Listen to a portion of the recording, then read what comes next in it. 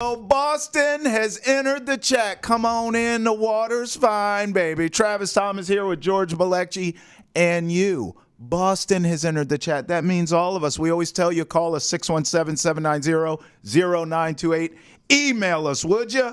At thechat@nesson.com. We're always there to take your emails. We read them on the show, and, of course, your tweets as well. How you doing, G. Beezy? Doing great today, T. No better place to be than on the chat. That's a full fact. Of sports on this weekday, man. That's a fact. And here's what's trending in sports right now. Chiefs D lineman Isaiah Buggs has been accused of animal cruelty in Alabama. This piece of shack left a bunch of dogs out on his back porch without food, without water, for at least 10 days. Yeah. And he just moved on with his life because guess what? He owed back rent. I mean, this is the lowest of low, George. Yeah, it was two dogs. Both have been left in the porch in the sun. No food, no water. Wow. Both dogs, if you read the police report, that's what, I mean, you should get the details. Both severely malnourished, emaciated, which means very thin, neglected. And the pit bull, when it got to the shelter, had to be euthanized. Wow, because it was man. aggressive, but also had stomach worms or something. And the other dog he had was just way underweight for what the breed is. It's two animals. You leave them in cages. You're going to ditch them. There's a million other ways you could do this. Don't leave them in the cage. You know, I guess take them to a shelter. Yeah, Say, I absolutely. can't take care of them anymore. There's humane ways to do this. And at worst, you let them go and just, they'll end up in someone's backyard and hopefully they take care of them. But, like, huge POS vibes on this one for Isaiah Buggs. And if you're the Chiefs, and now this guy's a practice squad guy. I was just going to say. He's going to be cut yesteryear when, they get all the details out. But if you're the Chiefs, it's like Patrick Mahomes Sr.'s DUI before the Super Bowl. It's Jackson Mahomes sexually assaulting someone. It's Rasheed Rice street racing, car accident, getting into it in a club. Yeah. It's just we know, stuff happens with every team. Sure. But more than ever, it happens with the Chiefs. It's wild. Yeah, and a lot of those things you named, to be fair, we're all human beings, and accidents happen, things happen. There's no excuse for what Isaiah Buggs did. Yeah. I mean, like, that's not a mistake. You are a piece of trash, human individual is what that is. But he's going to pay the penance for that. Here's another one. This is trending. Surprise, surprise. Scotty Scheffler is innocent. Oh, didn't we see that coming on this program from that incident at the PGA Championship? All charges have been dropped. We called this one, G. Beezy. Once you saw the video come out, where like initial reports is like a cop was dragged by Scotty Scheffler. Right. When in reality, cop went up, punched his window, and he stopped completely. I just loved his lawyer coming out and was like, the police were asking him leading questions to admit to something he didn't want to do. That's what the police do. That's why you don't talk to them. That's right. And someone's like, well, it was read his Miranda rights. He's like, don't. No. He's like, Scotty wanted to talk to the officer because he was being a good human. And she's like, hey, sorry for the misunderstanding. This is what happened. And the cops try to take advantage of it. Yeah. And surprise, surprise, Louisville PD sucks. Yeah, well, exactly. I'm not going to lie. If I'm Scotty Scheffler, I'd capitalize off of this. I would get T-shirts made with that mugshot, infamous mugshot of him, and it would say free Scotty or something, and I would sell them. That's what I would do. I mean, this is fantastic. Good for him. We knew he was innocent, and then once we saw the tape, it confirmed what we already thought. Here's what's trending also this morning on ESPN's Get Up. The genius is there. Decided to start up the age-old nonsense again that Jayson Tatum and Jaylen Brown don't get along and they don't like each other. These fools went as far, George, as to zoom in to Jayson Tatum's face when Jaylen Brown won the Eastern Conference Finals MVP. And oh, by the way, he was smiling. But according to all these people on this show, it wasn't enough. He wasn't cheesing enough, George. It seemed fake. Come on, bruh. I love it because I searched for the same thing too. I was like, when Jaylen got the trophy, what was Tatum's reaction? I'm like, oh, he's just in the huddle with the rest of his teammates, like reaching in, pounding on his back, like celebrating for him. And I just watched him like, all right, cool. Like Jayson was genuinely happy. They did the slow zoom in, like you said. Mike Greenberg, like, rest of the team goes crazy. It was not mirrored in Jayson Tatum. It's like, yes, it was. It's what? Wait. Yeah, it's my. It's Why a work. is he a grandpa? It's a work in progress. He has like the 1940s play-by-play horse announcer. See, we're coming down the stretch. It's White Boy Boggs and Skinny Joe Slims coming around the stretch on turn 3. But they're not excited for their jockey as he's going for the Kentucky Derby title. It's going to be a photo finish. That's my Mike Greenberg impersonation. I mean, I guess, man. It's just like weird, but it was like a bubbly voice of like, rest of the team goes crazy. Right. It was not mirrored for Jayson Tatum. It's like, yeah, I watched. You know who else like technically wasn't mirrored? Like Al Horford and Pritchard apparently hate Jaylen Brown too, if this is your standard. They're just they're celebrating. And you know what? Jayson Tatum's hanging in the background. I see that and it goes, he's letting Jaylen Brown have the moment, if anything. And maybe Jayson Tatum is standing back there and he's not as elated as the rest of the team because what he's thinking is, I got to do one more. Sure. We got to win one more. This is fun. This is cool. This trophy. And then when Joe Mazzulla gets his name called, you see how happy they all are. It's making something out of like eternally nothing by trying to pit Jayson Tatum against Jaylen Brown. Let's dive into this deeper because, for years on the outside looking in, before I was in this market, I knew the talk here was, do these two get along, right? Do they like each other? But outside of this market, I'm here to let you know, when we talked Celtics, it was more about, can they coexist stylistically? And they do. From a basketball standpoint. That was the talk. No one outside of the town, out of the market, cares if you get along or not. And by the way, I think all of this got put to bed, in my opinion, when Jaylen Brown got all the money in the world for the contract.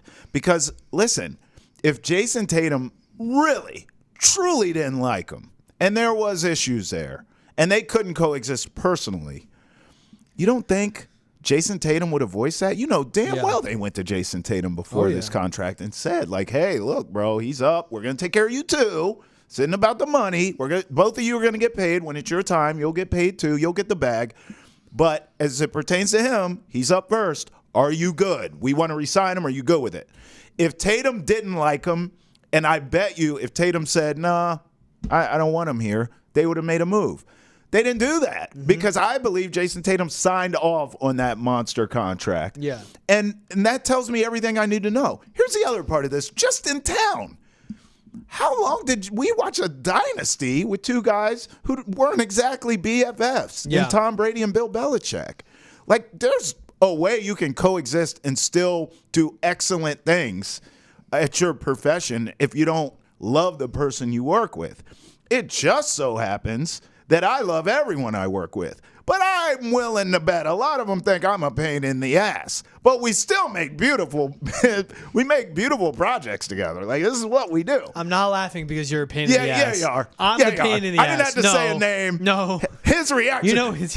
They should have zoomed in on George's face. Forget Jayson Tatum. When I said that, you should have zoomed in on George and freeze framed it because he had this look. Give me the ISO. Give me the ISO, Ryan. He went like this. He went. This is a freeze frame. I hate you. Yeah. You know what I'm calling you under my breath right now is a POS. Making this stuff up. I'm the pain in the ass, if anything, but I get you. Yeah. I get with what you're saying. You don't have to. It doesn't have to be. You don't have to love each other. You No. don't have to be best friends. But are you tight on the court? And does the chemistry click? And do you win games? And they just won their 78th game. Woo. No, 76th. Sorry. Bad math. Close enough. 78th. That's a ring. They just won their 76th game. Yeah. So that's what matters there. Like, all this and just the way they look into it. I think the icing on the cake, too, is Greenberg points that out, and then Udonis Haslem is the one that chimes in. Yeah, Udonis Haslem, a lifetime Heat player, part of the Heat front office. Hates the What do you Celtics. think he would love more to do than anything? Tear apart the court up in the Celtics. Of course. It's just fishing for nothing. Just absolutely nothing.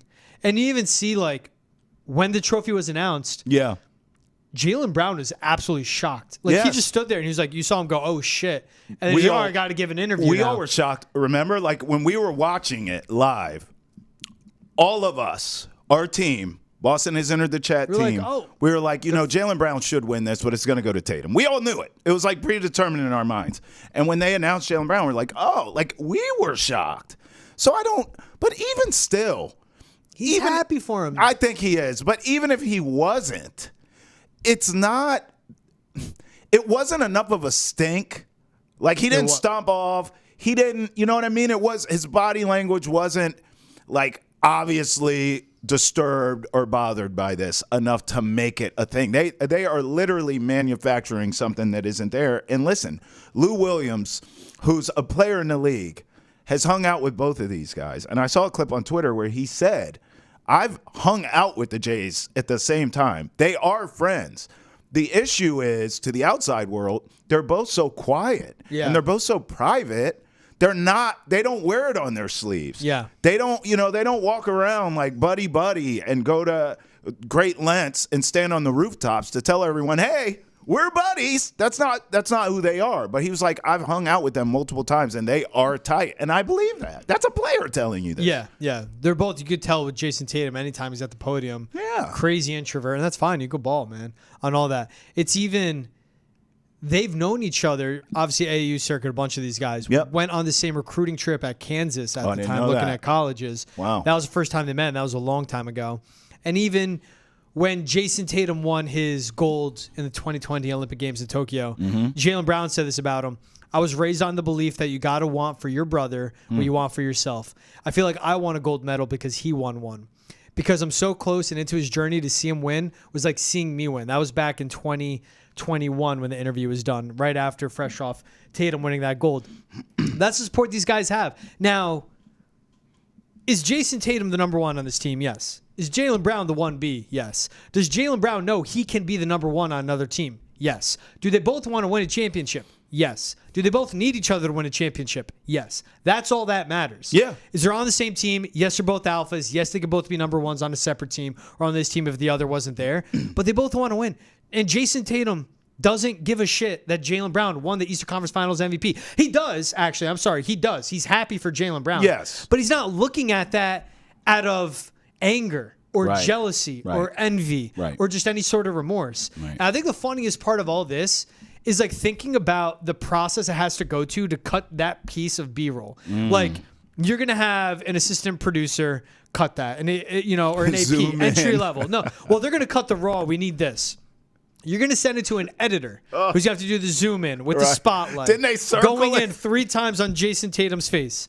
Then you're going to send that to a content producer, a segment producer, whatever. They're going to watch go, yeah, that's good. Then you're going to send it to another producer and Mike Greenberg, and they're going to watch and goes, oh, perfect, we got him. We got him. And then it runs. And There's it's just all a nothing. slight grin right here. He's not full mouth cheese. And like, respect to everyone that does it, like, overall in this industry and at ESPN. But like, dude, like, just, it should have gone to a level. Honestly, when that was pitched, someone should be like, no, that's on Udonis Haslam to step up in that production meeting. If you're the player, if you're the analysis, and go, that's nothing. We're not running that. He's a Celtic. That's on Mike Greenberg. All the experience he has there, same thing. That's right. We're not running. There's nothing here. It's just a bad week for ESPN between Stephen A. Smith reading that one text that was just asinine, nothing but slander on Jaylen Brown. Right. Then fast forward to this.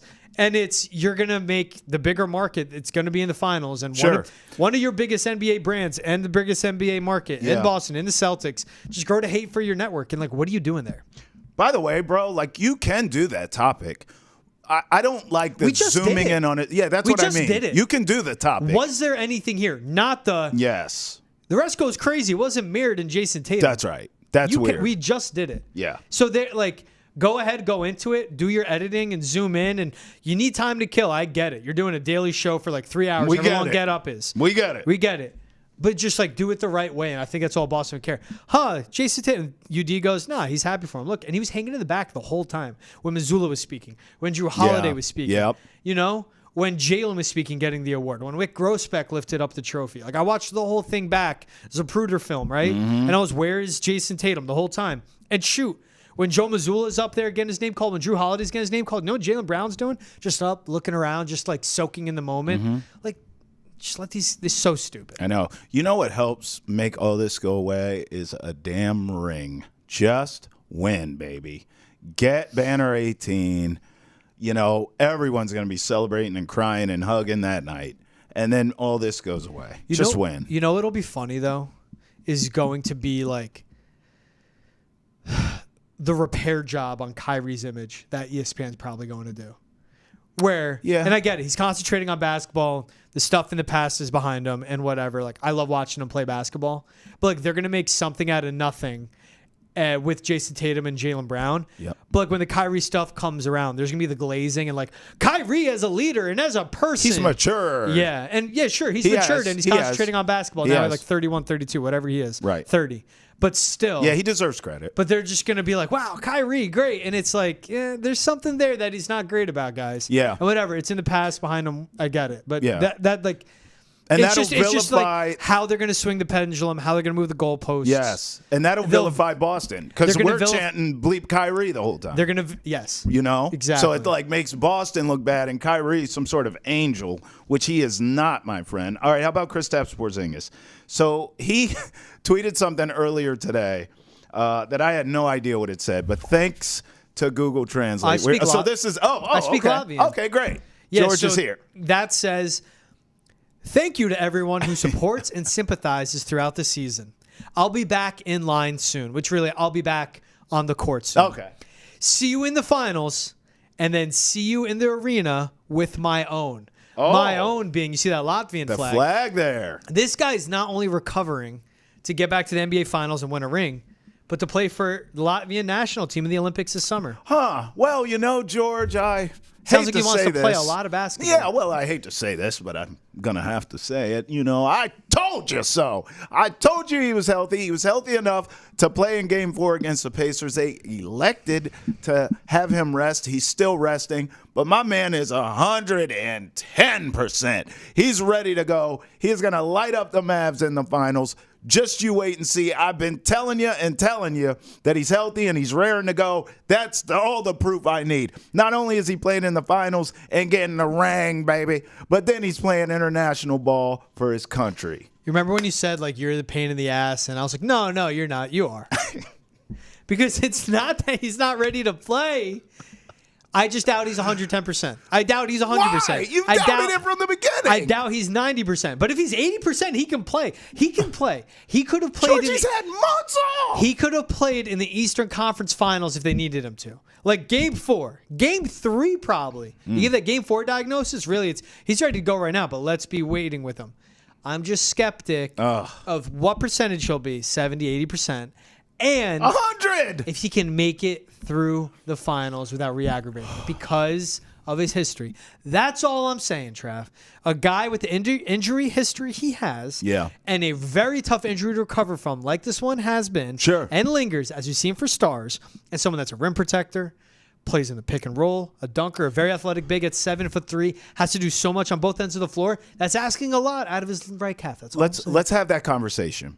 Because I'm going to tell you where I was, and I mean this in all seriousness, and it's no disrespect to Karl Anthony Towns or Rudy Gobert, even though I don't like him. Yeah, I don't like him. I don't. But no disrespect in this case. No disrespect. I hate your face. Usually I will disrespect you gladly. In this case, I won't. Rudy Gobert, Cat, Lively, Gafford, all the big guys left. Okay? When Jokic went out, I breathed a sigh of relief for Kristaps Porzingis because whether you're 100% like I think you will be in the finals or you're, would you say, 80 or whatever it is like George thinks, regardless, I mean, Jokic is a problem. And he was going to body Kristaps Porzingis had the Nuggets got there again. And I think we all can acknowledge that. It's not to say the Celtics could win the series. It's to say that Jokic was going to body Porzingis. With him out, what you just described Kristaps Porzingis as, athletic, can run the floor, can rim protect, can hit a shot. That's what's left as far as bigs go. I think he'll be just fine physically. Again. Against Gafford and Lively? Yes, I do. If he is going up against the Joker, all bets are off. Maxi Kleber back? Yeah, no problem. I'm not losing sleep at night. 230 pounds, 6'7", Jokic sleep. coming down the lane. I'm losing sleep if he had to try to guard Jokic. I'm losing sleep, especially maybe not being 100%. 100% or 80, whatevs. Another argument for another day, but I think the bigs left match up well for Kristaps Porzingis. I truly believe that. Well, especially if you have for Dallas's bigs between Lively and Gafford, not really going to draw him out of the paint. No. Now look at P.J. Washington to be a different story. Maxi Kleber coming back. He played some minutes for Dallas in Game 4. That's a 35% shooter from 3. You're going to have to respect him. What draws Porzingis out of the paint? but he does on the reverse. I just flash back to Caleb Martin round 1, bullying him around in game 1. Just pushing him around, and that's 6'4" Caleb Martin, not the bigs or the size like what the Mavericks have. If you guys can't tell, I'm projecting that the Dallas Mavericks do move past the Timberwolves. We both are. It's what's important though with this. Porzingis putting out these updates himself. Like I don't think he would put out this as lies or BS. Sure. But it's also Porzingis. The biggest thing, if he slots back in, that means you don't have to see minutes from Luke Cornett.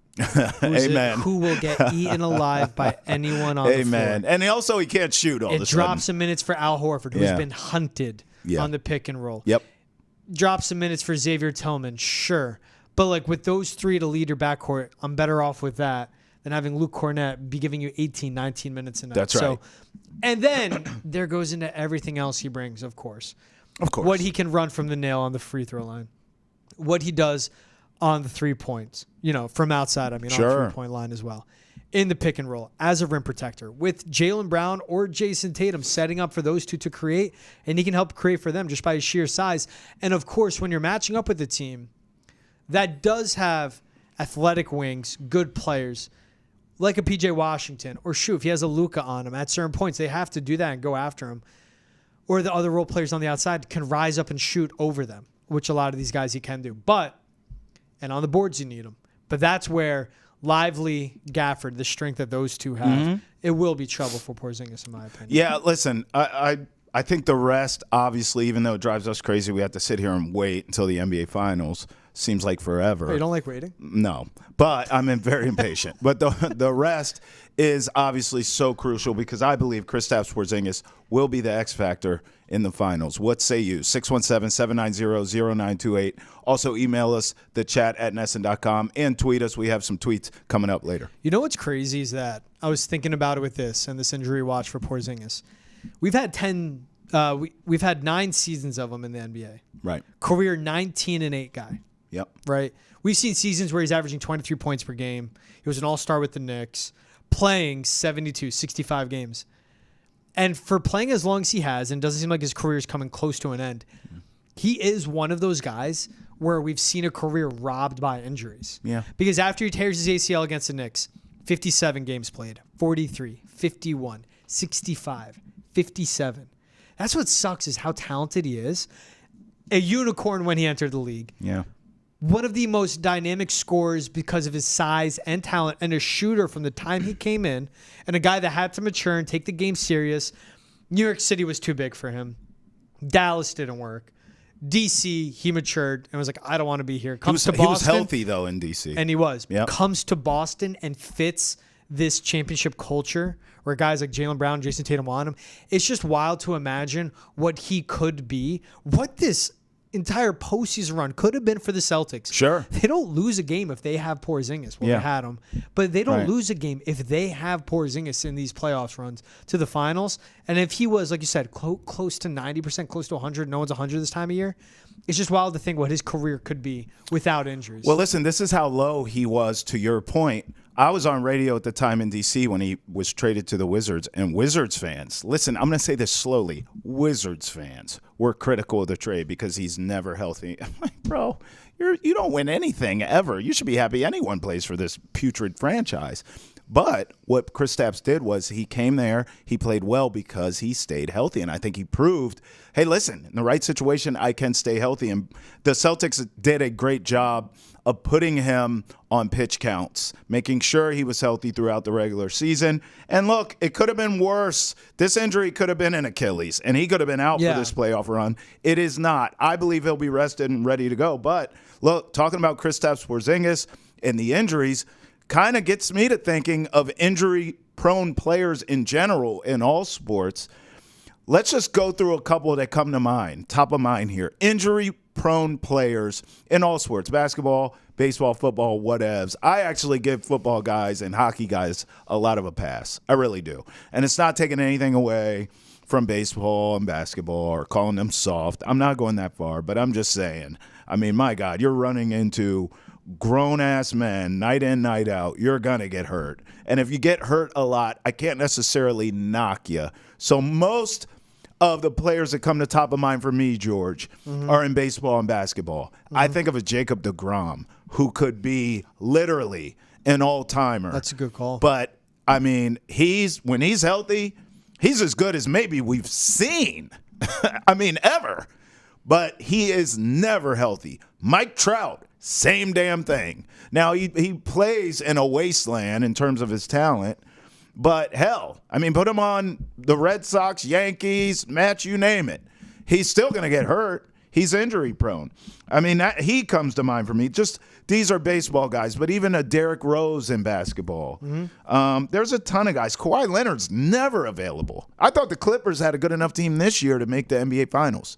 Guess what happened? Kawhi. That's what happened. Like the one time he was healthy, in a playoff run, he won a ring. He should have way more rings or way more finals appearance or way more pelts on the wall for playoff time, but he's never available. Ben Simmons.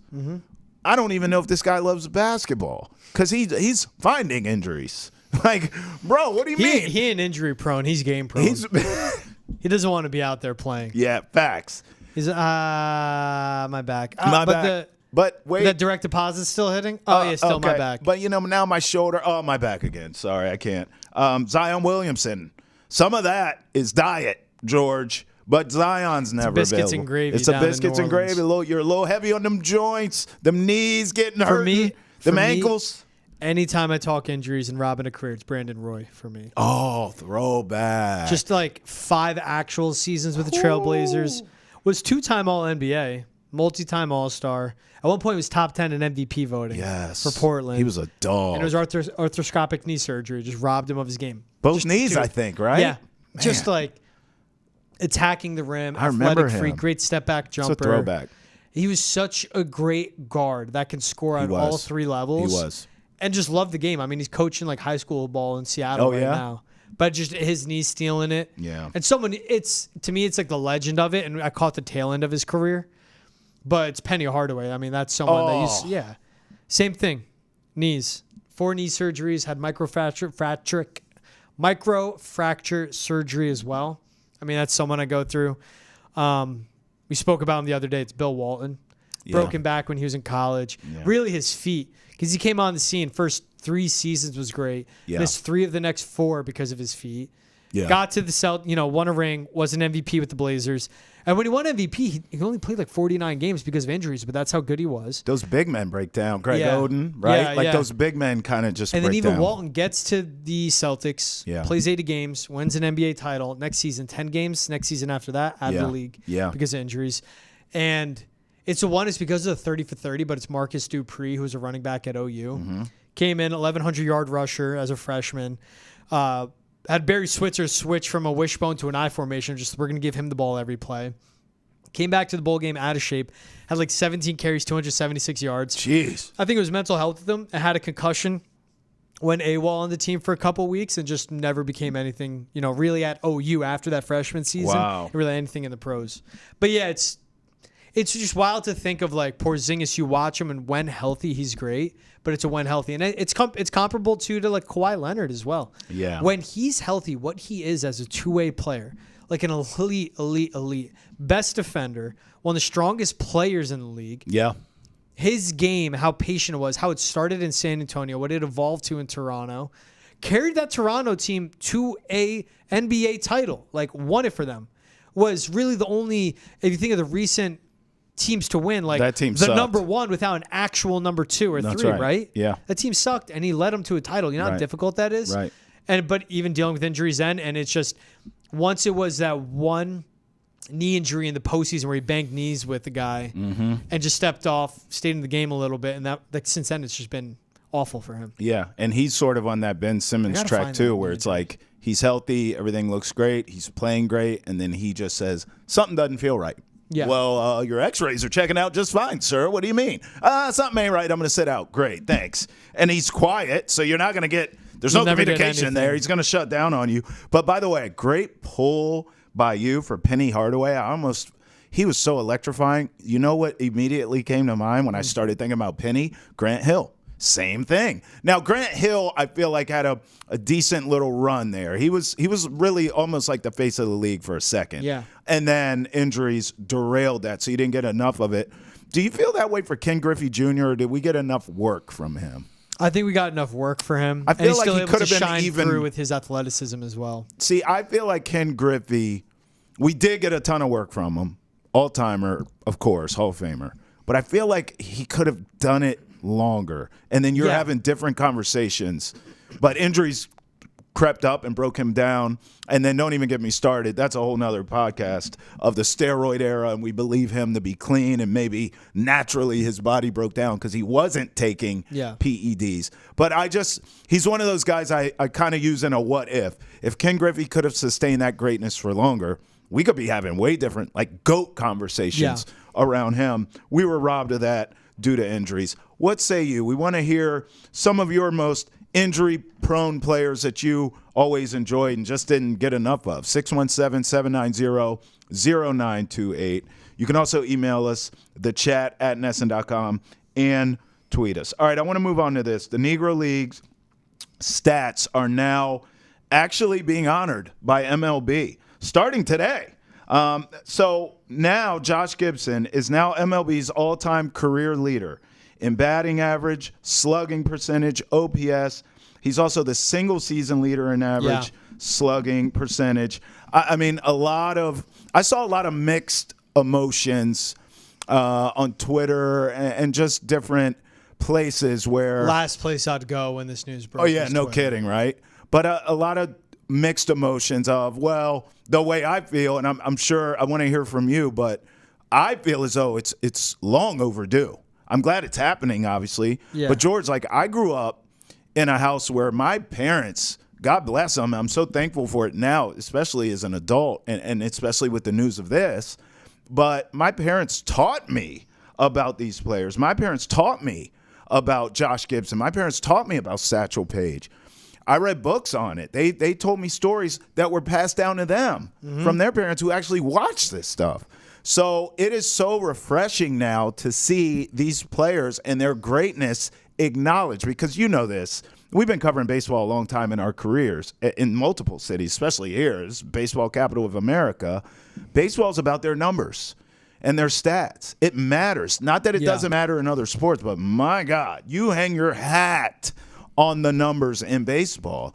So this is major news that these players are now finally being acknowledged. Mm-hmm. Especially when, for someone I've known about, and you've heard of it, like the cool Papa Bells and Satchel Pages, of course. I've known about Josh Gibson, and what people don't know, because now he steps in, as you said, career and single season leader in all those hitting categories. People would refer to Josh Gibson as the Black Babe Ruth, and Babe Ruth as the white Josh Gibson. And he did that while being a catcher, not playing as many games as major leaguers, because that's what the Negro Leagues back in the day. And you're just going to get a lot of people that are going to say, well, they didn't play Major League Baseball. The talent wasn't the same. The level of competition. At minimum, the Negro Leagues were equal to Major League Baseball. Sure. I'm not going to say it was better, but at minimum, it was equal. And think about after Jackie Robinson came into the league, and he won National League MVP in 1949. That's right. Roy Campanella did it in 1951. He was a .332 batter in the Negro Leagues with a .906 OPS. Went on to win NL MVP 3 more times, as he did in 1953. Willie Mays in 1954, 2-time league MVP.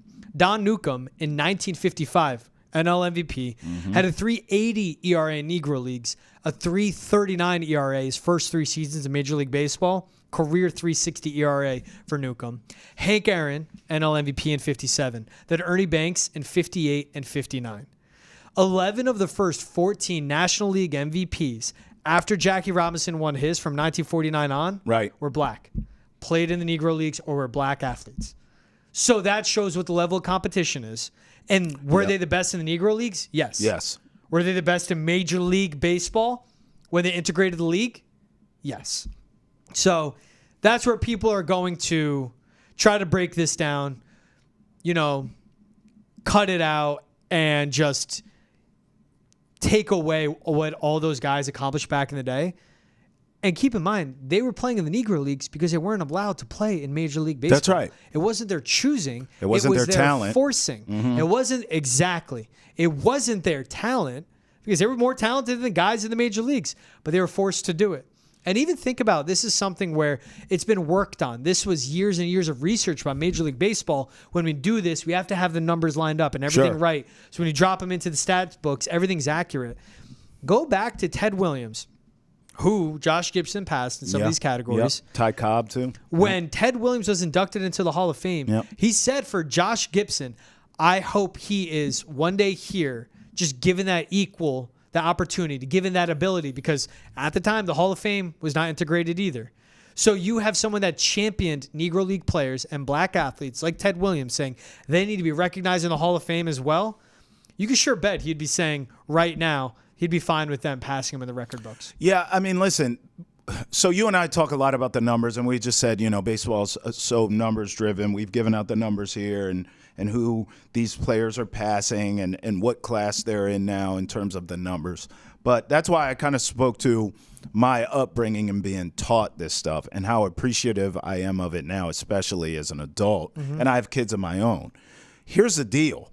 There's another element of this that I think isn't being talked about, but we'll see the return of investment for years and years and generations here. So again, I use my parents as an example of their parents watched, told them. My parents were smart enough to pass those stories down to me and give me books. And, I was into sports immediately as a kid, like since I came out of the womb, okay? So I was into this stuff. So I learned about the numbers and all that, but I heard the stories from hearsay from them, right? I think some of this is this new generation and generations beyond this one of you're going to learn about these players now because and I imagine you were the same as I was. As a kid, you're getting into sports, you're getting into baseball, you're learning the numbers, you're learning the players, you're reading about the stories.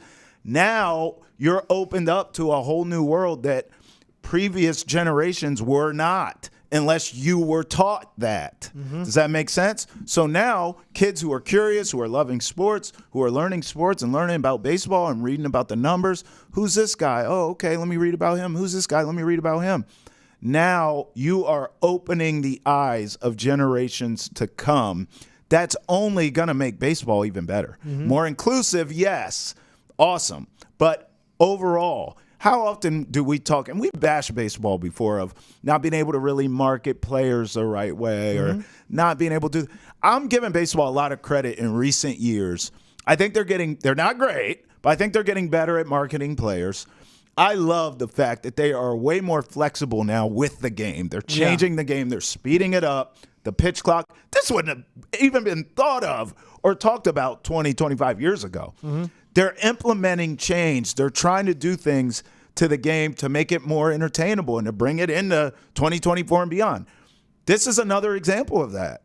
And I've bashed baseball over the years.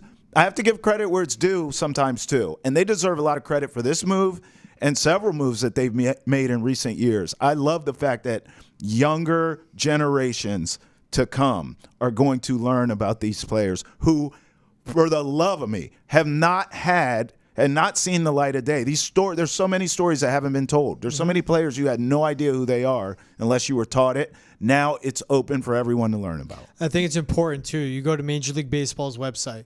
You go to stats. That's right. All-time leaders. You see those names there, too. That's what I'm saying. And that's going to have kids looking up those names. Exactly. It's accessible now. It's not Major League Baseball, then you got to go to Negro League. That's right. Website. It's all right there for baseball fans. It'll grow the history of the game, and it'll grow the awareness of what these black athletes did to be trailblazers, of course, in the sport, but then also in a sport that's so rich with history and goes so far back, to have these guys and their names next to the all-time players in Major League history. And this is just baseball history as a whole. I think that's so important. Yeah, I agree. I mean, again, we talk about storylines for a living. This is what we do. But a lot of this stuff is just teaching even just the proper values. Like, think about this. A kid who's curious and learning about baseball and looking up some of these guys, he's going to read some of these stories from these Negro players and say, man, they had to overcome hatred. This is a story about resiliency. This is a story about never giving up. This is so I guess I look at it from a deeper perspective than just the numbers and just its effect on baseball. It's great, but it's deeper than that too because they're learning life values and life lessons. In fact, I saw a tweet that I thought really summed everything up pretty well in terms of inclusion here. This is from Maggie Wiggin. Whatever you think about integrating Negro League and MLB records, the important part is that the world's worst people are crying about it. Preach, Maggie. Preach all the way on that one. I agree. Now, of course, we want to hear from you about this, so please hit us up on the hotline, 617-790-0928. As I've been saying all show, email us as well, the chat@nesson.com. Send us your tweets like that one. We always get to them. And wait, there's more. George, tell them about all the wonderful shows we have here at Nesson, my friend. That's right. Check out the latest episode of The Spread. Mike Cole, Ricky Doyle, they're the ones that hosting that. They talk everything, especially football. Yeah. But get this. They broke down the prop bets for Angel Hernandez's next job. Oh. The one I like the most, Cuban diplomat. Because you know a man that gets away with murder in baseball for 30 years, can talk his way out of anything. So politics is perfect for Angel Hernandez, especially down in Cuba. Hey, I'm cool with anything, just not ump. How's that sound? All right, let's skate to the ice now. Minnesota blanks Boston in Game 5 of the finals of the PWHL. First finals here. Hey, Minnesota becomes the first ever winner of the Walter Cup in the PWHL. George, you were literally there from the beginning. You were covering this team in camp, I remember. Yep. I'm sure not the ending that any of us wanted, but I imagine for you it's bittersweet because it is the end of the first season here. Yeah, a team that had to fight their way to get into the playoffs, but to go out, they sweep Montreal, take it to 5 against a very good Minnesota team. Yeah. And you see names like Erin Frankel step up. She had 41 saves in Game 5 of the championship series. All series long, like Hannah Brandt, Alina Mueller. They go out midseason, make a trade for Lexia Gia. But being there from the training camp days where literally like stuff was still in boxes. As I'm walking out after covering the team that day, we're seeing massage chairs being delivered literally by Amazon. Like, this league came together so fast, but it saw so much success. Selling out arenas in all 6 of the original 6 cities that they're in, you know, including Toronto, Ottawa, Montreal, New York, Minnesota, and Boston. And the fanfare, the passion, the coverage of it, the followings they had, to be the first step towards a league that seems like they're finally getting it right with a professional women's hockey league. Yeah. From the televised draft they had, where they made a huge event out of it, and it was great. But propping up these players to succeed, it sucks for Boston to come so close and fall in the final game of the final series of the season. But props to Minnesota for bringing home the Walter Cup. But PWHL, first season off and running, I mean, they had tremendous success. And it's cool to see that, you know, it's a first step. I hope this league works out, and I hope they keep it going because they have a ton of momentum to build up. This was a game, man. Game 5. You were seeing tickets going for $3,300 mid-ice. Wow.